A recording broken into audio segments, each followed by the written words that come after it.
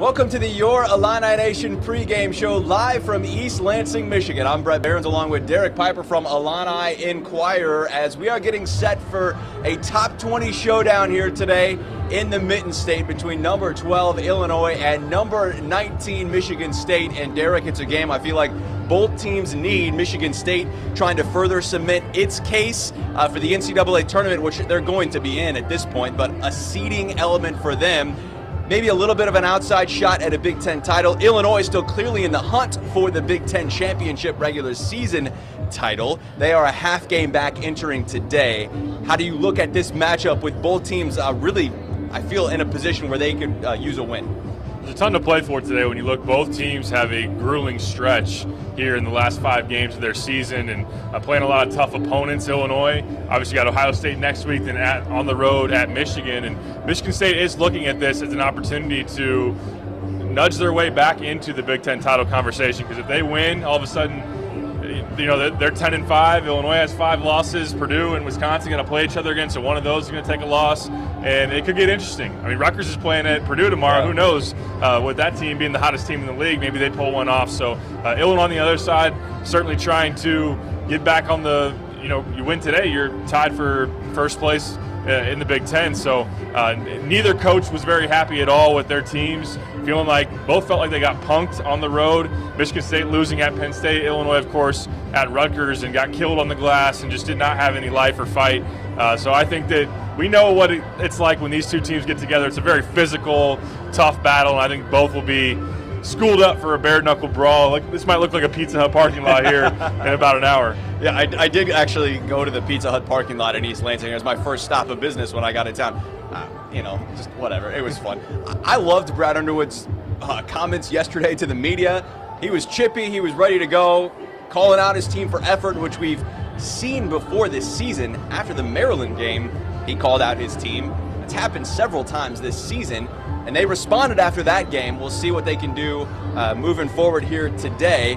Brad saying that he expects a brawl, so to speak. He wants to fight, and he related it to growing up in McPherson, Kansas, and the Pizza Hut parking lot. That's where they went, Derek, when you had fisticuffs. When you came to blows back in the day, you went to the Pizza Hut parking lot. I think every small town person has those kind of feelings, Like for me growing up, it was the Dairy Queen. Like that's where just everybody went, So I don't know, what was it for you? I didn't fight too much, No, but I mean, do you have a hangout? Like people where people went? You didn't circle the square in Champaign. There was no square. Right? No. I mean, we were hanging out in the neighborhood, playing some street football, that kind of deal. There you go. So maybe it's different in McPherson, Kansas. I guess it is the home. I wouldn't want to see Brad in a brawl in a parking lot. That dude is big, tough, and looks like he could take a punch. Not only just giving him out, but like that strong jaw could probably take a few. And that's where it all started for where he is today, and Brad Underwood, the coach of Illinois, and wanting that chippiness from his team, so to speak. All right, that was yesterday. It's coming off the Rutgers loss, Derek. You're one of the few Illini media contingent in Piscataway to see that. What's your biggest takeaway before we break down this Michigan State game today? Should this linger? Obviously, Brad doesn't want it to. They've only lost 2 games in a row twice this season, only lost back-to-back games a couple of times. So what did you take from that game, and are there any concerns like moving forward here? Because we've seen it before with this team, and they've been able to rebound. I think that when you look at the scoring droughts to continue to compound, and you have these exaggerated long droughts for Illinois here, you go back to the Purdue game on the road, it was 16-2 for the Boilers in the second half. Northwestern really taking an 18-point deficit and turning it into 1. That was a 19-2 run for them. And then Rutgers had, right out of the second half, Jacob Branson hits a 3, but then Rutgers goes on a 14-0 run. So not being able to respond, obviously some of it is just simply making shots. And Illinois did get good looks. I know Brad felt that his team certainly had plenty of opportunities from 3, but they got to be able to, especially on the road when you have crowds that start to get loud and momentum swinging in that direction, you got to be able to stem the tide, get the ball to Kofi or have a guard be able to drive it. So them not having answers in those moments is certainly concerning. And then I don't know that we'll see them as lifeless today, because I'm sure that's all they've been hearing, but that was really what stood out on the glass. I mean, outside of Northwestern games here recently, they've given up in their last 5 opponents not named Northwestern double-digit offensive rebounds, a lot of second-chance opportunities, and getting beat up kind of on the backboard. So a lot more effort and energy in that sense, and maybe playing some bigger lineups. Maybe RJ, Coleman Hawkins getting some more run to kind of combat a Michigan State team that's got a lot of size. Yeah, in Illinois, when you break down the stats, 7 out of the last 9 games have been in the minus on the rebounding board advantage. And when you think of a team that has Kofi Coburn, that stands out to me. Something's not right. And Brad even called out Kofi. He goes for 20 and 10 at Rutgers, and Brad says he needs more. But I think to me the biggest issue on the rebounding is obviously effort, but it's the guards. You're not seeing DeMonte Williams rebound. Trent Frazier's only getting a couple. I mean, Plummer's not a great rebounder anyway, but it's the surrounding cast. Okay, if Kofi gets 10, but you've only got 28 or whatever it was, that's not enough. You got to get more from that supporting cast in my eyes. You definitely do, because Frazier and Plummer are not giving you a whole lot. And look, they're smaller guards. You'd like to see Plummer at least try to box somebody out. That was one thing that at least give an effort. Yeah, right? he's not doing that. Look, he's a prolific shot maker, but defense and rebound is certainly areas that he's leaving a lot more to be desired. But Grandison and DeMonte, their rebounding numbers from last year are down. You need more out of them. And then if they're not bringing it, I know that RJ Melendez is playing his butt off, playing with a lot of confidence, certainly the athletic enough and long enough to go up in high points and rebounds. Coleman Hawkins is capable. He's been inconsistent. Kind of that's the story of his entire season. But if he can bring the energy, that's certainly something they're going to be looking for. But it is around Kofi to me. I understand you're going to try to demand more from your All-American and team leader, but it is those supplemental pieces being able to help him out a little bit more.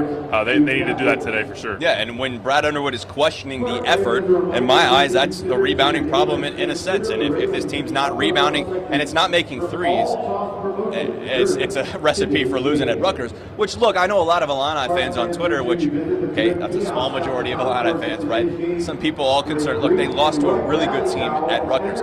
This is a team that's won 4 straight ranked games, and they're an NCAA tournament team. It's not a bad loss. They're not ranked. That's okay, but Rutgers is a better team, or equal on par as Michigan State, and they're ranked 19. The ranking's a little bit fleeting there in my eyes.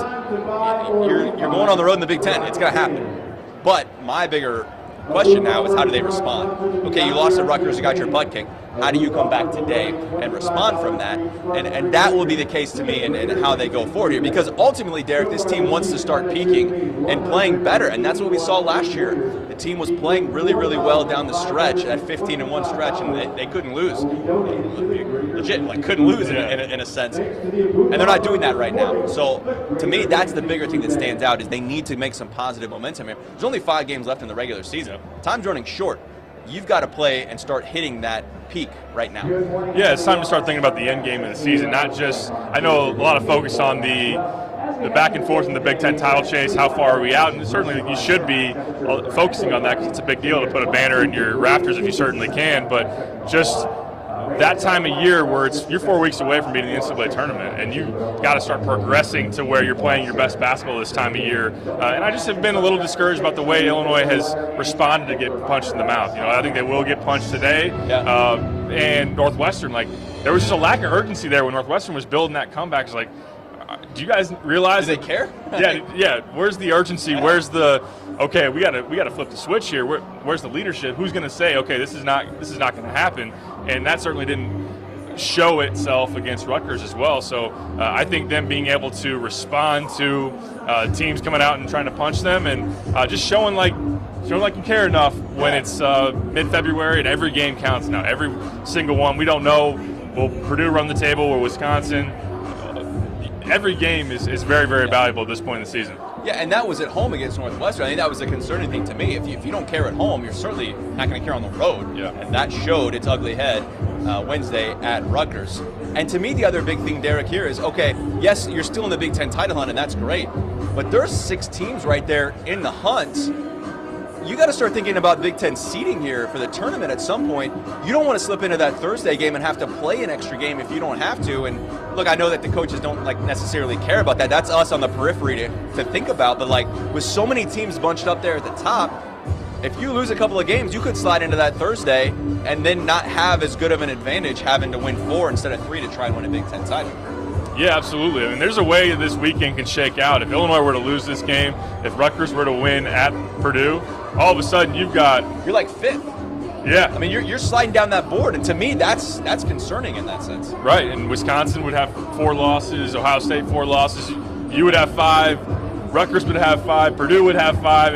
It would all get really jumbled there, and obviously Michigan State as well. So it would make for a wild stretch down the home stretch in terms of how many people can play for a share of the Big Ten title on that final weekend. But yeah, I think you do think about seeding, and you just want to, again, it comes back to wanting to play your best basketball, another chance for a quad 1 win.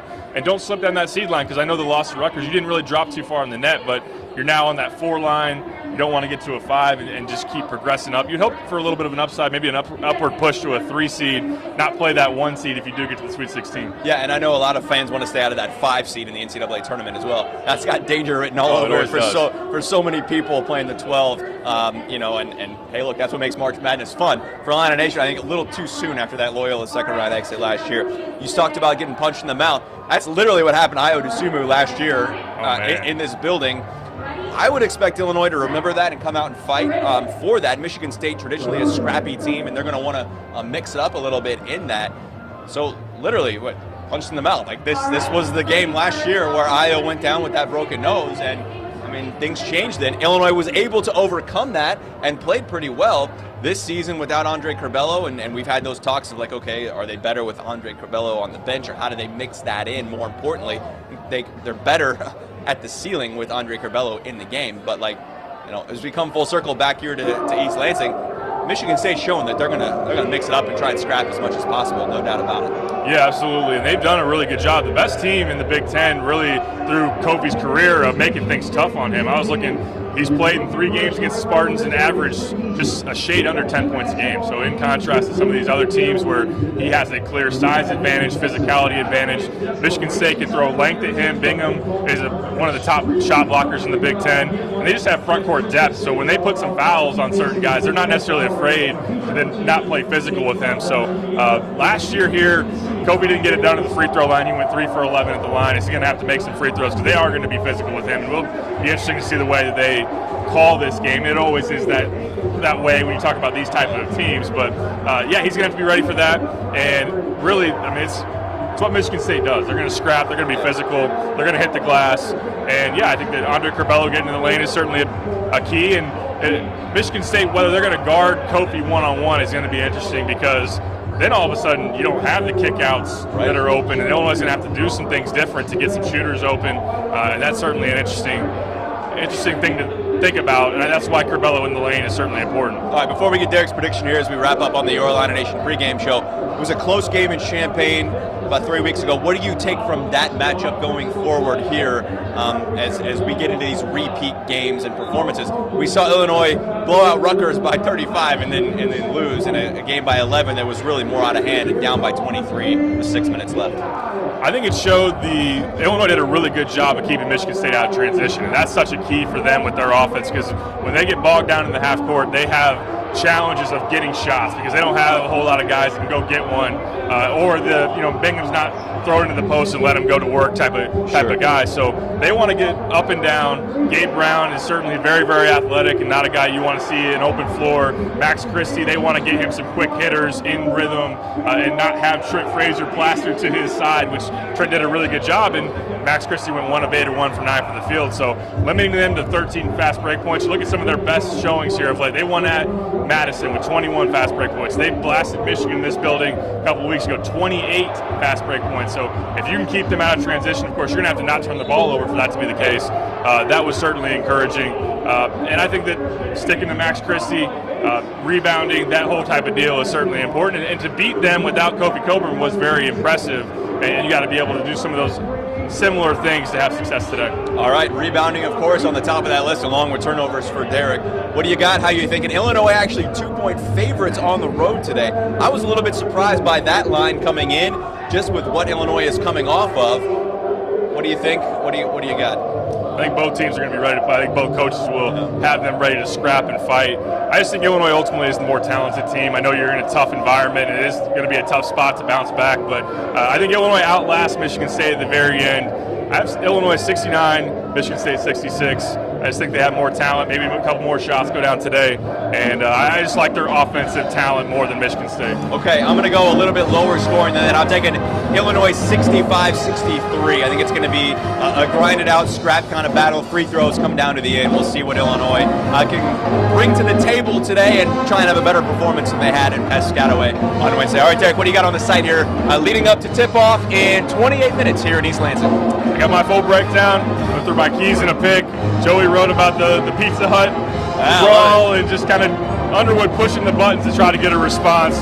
Joey, Jeremy, and I are all here to have post-game reaction, do a podcast and all those things. So check us out, check your guys' podcast out, and we'll have you covered. We're rolling 3 deep here for Illini Inquirer in East Lansing. I'll be here. We'll have all the highlights on WCIA 3 News, as well as my post-game recap coming up on the news at 6 and 10. For Derek Piper, I'm Bret Beherns. Thanks so much for watching the Your Illini Nation pregame show. Enjoy the game, 11 a.m. Central Time, nationally broadcast on ESPN, with another chance and an opportunity for Illinois to maybe move up that seed line and stay in the hunt for a Big Ten.